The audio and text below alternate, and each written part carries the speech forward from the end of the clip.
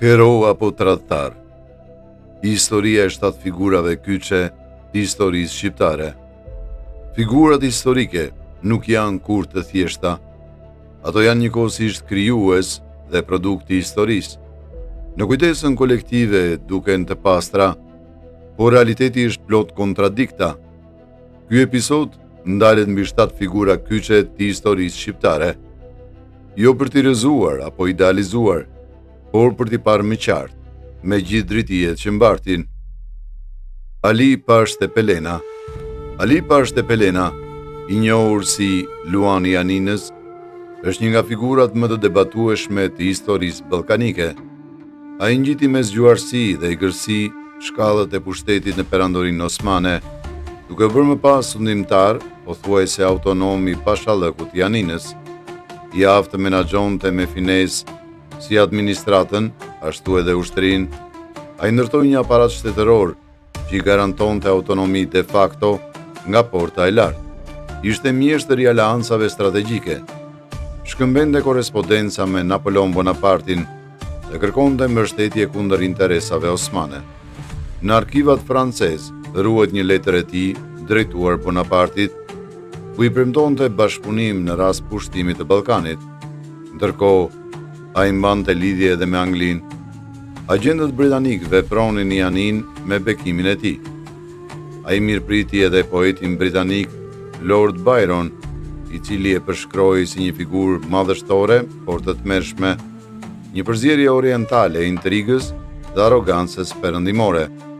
Në aspektin e brendshëm, Ali Pasha ndërtoi rrugë, ura, fortifikime dhe nxiti zhvillimin ekonomik e tregtar në shumë qytete.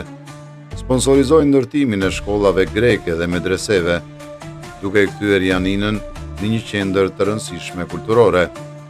Megjithatë, kjo nuk ishte një përpjekje për shtetëndërtim kombëtar, por një strategji për të konsoliduar pushtetin personal. Ai sundoi si autokrat, pa toleruar asnjë formë opozite. Fama e tij për brutalitetin ishte e njohur. Kundërshtarët politik torturoheshin apo ekzekutoheshin, dhe urdhri për të fundosur në liçen në gratë e haremit, që dyshoheshin për tradhti, mbetet një nga aktet më të errta të sundimit të tij. Ali Pasha mbetet një figurë paradoksale. Nga njëra anë, me vizion dhe aftësi për të ruajtur në arenën ndërkombëtare si i barabartë me perandorët, nga ana tjetër, një sundimtar që përdori frikën, intrigën dhe dhunën për të ruajtur kontrollin. Nuk ishte patriot në kuptimin modern të fjalës, por produkti i kohës së vet. Një strateg i pamëshirshëm që ndërtoi një mini perandori personale në zemër të perandorisë osmane. Esad Pash Toptani. Esad Pash Toptani, figura më polemike e historisë shqiptare. Ai rrite nga një familje pasur belerësh dhe u formua brenda administratës osmane. Gjatë luftës parë ballkanike, ai mori drejtimin e mbrojtjes së Shkodrës pas dorëheqjes së Hasan Rizait. Ai udhëhoqi mbrojtjen e Shkodrës kundër rrethimit malazez dhe serb. Rrethimi zgjati më shumë se 6 muaj. Dorëzimi i qytetit u bë vetëm pas ndërhyrjes së fuqive të mëdha, që kërkuan dorëzim pa kushte të trupave austro-hungareze dhe jo të Malit të Zi. Kjo shpëtoi qytetin nga shkatërimi dhe ruajti Shkodrën brenda kufive të Shqipërisë. Pas largimit të Princ Vidit nga Shqipëria me 1914, Esad Pasha ngriti një qeveri rivale në Durrës dhe ndërtoi një aparat shtetëror paralel. Ai kishte ambicie të qarta për pushtet. Karakteri i tij politik shquhej për pragmatizëm ekstrem. Lidhi marrëveshje të fshehta me Serbinë, duke marrë mbështetje financiare dhe ushtarake në këmbim të bashkëpunimit kundër trupave osmane dhe forcave të tjera shqiptare. Stili i diplomacisë së Esad Pashës alternonte forcën, shantazhin dhe miqësi ndërkombëtare. Në vitin 1919, ai mori pjesë në konferencën e paqes në Paris si përfaqësues i vetë shpallur i Shqipërisë. Aty u paraqit si figurë e rezistencës ndaj ndarjes së Shqipërisë dhe kundërshtoi hapur pretendimet greke dhe jugoslave për territoret shqiptare. U përpoq të lobonte për njohjen e qeverisë së tij dhe integritetin e Shqipërisë, duke u mbështetur te kontaktet me diplomat francez dhe britanik. Përkrahasit e tij e shohin si një figurë me rol stabilizues në një periudhë kaotike, ku ndarja e Shqipërisë ishte reale dhe aleancat me fqinjët ofronin një mënyrë për të ruajtur një farë autonomie. Ata theksojnë se ai ishte një organizator i mirë, me ndikim real në politikë dhe një diplomat i aftë që e kuptonte lojën ndërkombëtare. Kundërshtarët, përkundrazi, e cilësojnë si një tradhtar dhe politikan pa skrupuj, që kërkonte pushtet me çdo kusht, edhe në kurriz të interesave kombëtare. Esati është akuzuar për bashkëpunim me pushtuesit serb, për përçarjen e lëvizjes kombëtare dhe për rolin e dyshimt në vrasjen e Isa Boletinit. Vdekja e tij në Paris në 1920 nga dora e Avni Rustemit u përshëndet nga shumë shqiptarë si ndëshkimi një tradhtari, por nga disa të tjerë shihet si një humbje një burr shteti që e kuptonte realitetin ndërkombëtar më mirë se bashkëkohësit e tij. Ahmet Zogu. Ahmet Zogu ishte një nga figurat më të rëndësishme të historisë moderne shqiptare. Ai hyri në politikë në moshë të re dhe u bë ministri i brendshëm në qeverinë e Ismail Qemalit. Më vonë u emërua kryeministër dhe në vitin 1925 u shpall president.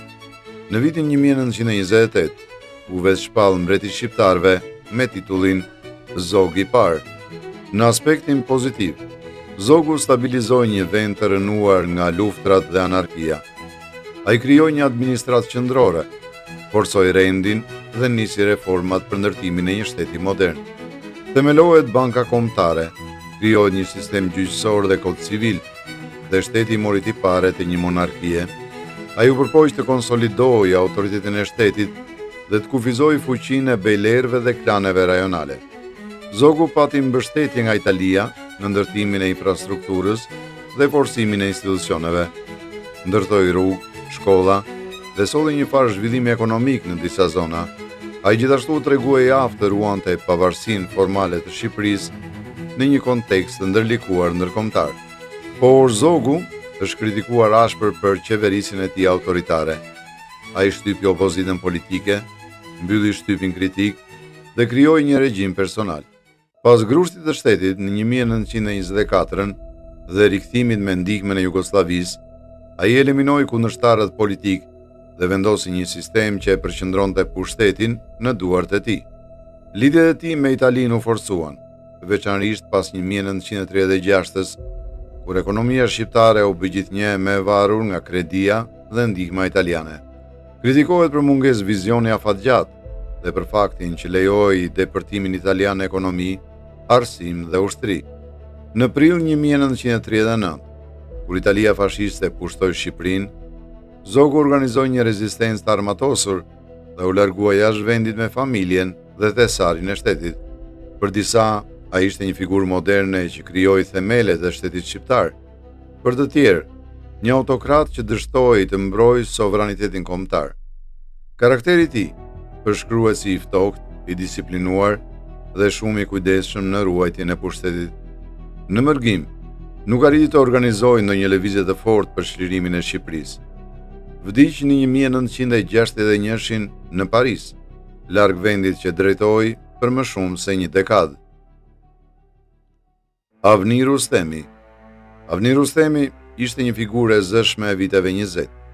I lindur në Libov, ai u formua si mësues, orator dhe patriot, me ide të theksuara demokratike.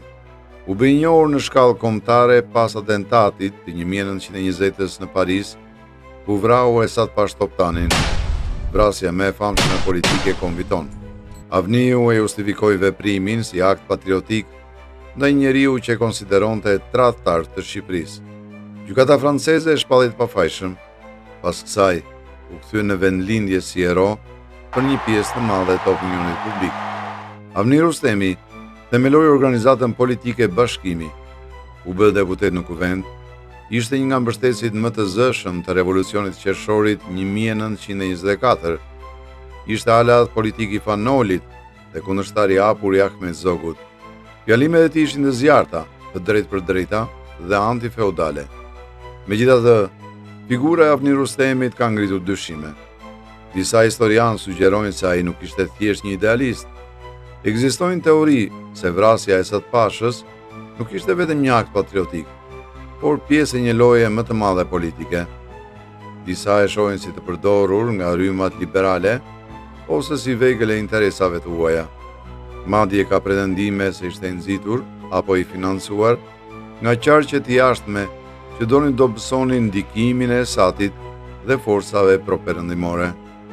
Edhe motivet e vrasjes së tij ngelen debatueshme.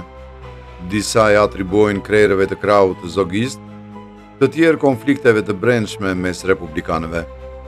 Avni Rustemi mbetet simboli i luftës kundër padrejtësisë për shumë shqiptar. Por, për një pjesë tjetër, ai është produkti një kohe kur idealizmi dhe manipulimi politik shkonin krah për krah. Një figurë e pasionit dhe revoltës, por edhe paqartësive dhe dyshimeve që koha nuk i ka shuar plotësisht. Mithat Frashëri ishte një figurë intelektuale dhe politike e Shqipërisë në fillim të shekullit të 20. Ai dha kontribut të madh në Kongresin e Manastirit, duke luajtur rol kyç në miratimin e alfabetit latin dhe përhapjen e gjuhës shqipe. Në aspektin kulturor, ai u angazhua për një Shqipëri të bashkuar dhe të pavarur, duke promovuar ideologjinë e kombit shqiptar në rrafsh ndërkombëtar. Si një nga liderët e ballit kombëtar, Mithat Frashëri mbrojti një Shqipëri etnike, të bashkuar dhe demokratike. Ishte kundërshtar i regjimeve autoritare. Ai ishte një mendimtar dhe strateg, por figura e tij është gjithmonë e debatueshme. Gjatë luftës dytë botërore, balli kombëtar, në drejtimin e tij, pati aleancë me gjermanët, duke luftuar kryesisht kundër forcave komuniste. Kjo lidhje me pushtuesit dhe përpjekjet e tij për të fituar përkrahjen e fuqive të huaja për qëllime personale dhe politike, ka ndikuar negativisht në reputacionin e tij. Ky hap ka shkaktuar kritika të shumta, pasi aleanca me forcat naziste dhe mbështetja për regjimet autoritare të kohës janë parë si një tradhti ndaj idealeve të pavarësisë dhe demokracisë që Frashëri vetë kishte përqafuar më parë. Pas luftës, ai u detyrua të largohej në Shtetet e Bashkuara të Amerikës, ku themeloi Komitetin Shqipëria e Lirë. Për disa, ai mbetet një simbol i luftës për një Shqipëri të pavarur dhe të bashkuar, ndërsa për të tjerë, ai është parë si një udhëheqës që humbi drejtimin në një periudhë kritike të historisë. Ernest Koliqi ishte një nga figurat më të rëndësishme të kulturës dhe arsimit shqiptar në shekullin e 20. Lindi në Shkodër, studioi në Itali dhe më pas u bë profesor i gjuhës shqipe në Universitetin e Padovës. Ishte një përkthyes mjeshtror dhe një shkrimtar me ndikim, që solli në shqip autorë si Dante, Leopardi, Petrarka e të tjerë. Kontriboi ndjeshëm në afrimin e letërsisë evropiane me lexuesin shqiptar. Luajti një rol të rëndësishëm si mbështetës i identitetit dhe gjuhës shqipe, duke punuar për zhvillimin e letërsisë shqiptare moderne. Megjithatë, figura e Koliqit ka qenë e diskutueshme për shkak të lidhjeve të tij me regjimin fashist italian. Ai u përfshi në veprimtari që mbështetën pushtimin italian dhe u bë një mbështetës i hapur i politikave të regjimit fashist. Në vitin 1943, ai shërbeu si kryeministër i një qeverie të formuar nën mbrojtjen italiane, një veprim që u konsiderua si bashkëpunim me pushtuesit. Pas luftës, pas ardhjes së regjimit komunist, Koliqi u konsiderua si një tradhtar për shkak të lidhjeve të tij me pushtuesit fashist. U detyrua të emigronte jashtë Shqipërisë, pavarësisht se ai kishte një ndikim të madh në letërsinë shqipe. Shumë shkrime dhe veprimtaritë e tij janë vlerësuar në mënyra të ndryshme, duke bërë figurën e tij nga më të diskutueshmet në histori. Figura e tij mbetet e ndarë, nga njëra anë si përhapës i arsimit dhe letërsisë, themeluesi i prozës bashkore shqiptare dhe mbrojtës së shqiptarëve të Kosovës, nga ana tjetër, si përfaqësues i një qeverie nën pushtim. Sot, shumë studiues i japin vendin që meriton në historinë e kulturës sonë, duke ndarë aktivitetin e tij intelektual nga rrethanat politike të kohës. Enver Hoxha mbetet figura më e fuqishme dhe më e diskutueshme në historinë e Shqipërisë. Ai është parë nga mbështetësit si arkitekti i shtetit shqiptar modern. Përkrahasit e tij e shoj një udhëheqës që arriti disa suksese të rëndësishme për Shqipërinë, duke transformuar atë nga një shoqëri agrare në një shtet industrial. Ai çrrënjosi analfabetizmin, duke krijuar një sistem arsimor falas dhe detyrueshëm për të gjithë. Në ndërtimin e tij, u bë mundur zhvillimi i infrastrukturës dhe industrisë, si dhe mbështetje për shëndetësinë dhe sisteme sociale, të cilat sollën përmirësime të konsiderueshme në jetën e shumë shqiptarëve. Hoxha gjithashtu ndërtoi një ushtri të fuqishme dhe u përpoq të mbante një politikë të pavarur, duke mbajtur Shqipërinë jashtë ndikimeve të fuqive të mëdha, si Jugoslavia, Bashkimi Sovjetik dhe Kina. Ai arriti të mbajë rendin dhe të sigurojë një nivel të caktuar stabiliteti politik dhe social për disa dekada, duke bërë Shqipërinë një nga vendet më të pavarura në Evropë gjatë periudhës së tij. Por historianët e konsiderojnë regjimin e tij një nga diktaturat më brutale që vrau pluralizmin, shkatërroi elitën intelektuale dhe izoloi vendin në varfëri dhe frikë. Kampet e internimit, torturat, vrasjet politike dhe rënimi ekonomik janë pjesë e trashëgimisë së erët të sundimit të tij. Gjatë asaj periudhe, mbi 10.000 persona u ekzekutuan dhe qindra mijëra të tjerë u persekutuan, u burgosën dhe u internuan. Politikat ekonomike të Hoxhës çuan në varfërimin ekstrem të vendit, ndërsa Shqipëria mbeti e izoluar dhe ngurtësuar në një regjim që mbante në kontroll çdo aspekt i jetës shoqërore dhe politike. Për disa, ishte simboli qëndresës dhe barazisë, për të tjerë një tiran që shkatërroi shpresat e një kombi për liri dhe zhvillim. Edhe sot, emri i tij ngjall emocione të forta, si mallëngjim për rendin, ashtu edhe dhimbje për lirinë e humbur. Faleminderit që na ndoqët deri në fund. Historia është plot me heronj dhe anti-heronj që sfidojnë kufijtë e së mirës dhe së keqes. Në fund, kush fiton për ju? Komentoni më poshtë dhe mos harroni të bëni subscribe për më shumë histori që sfidojnë mendimin klasik. Shihemi në videon e radhës.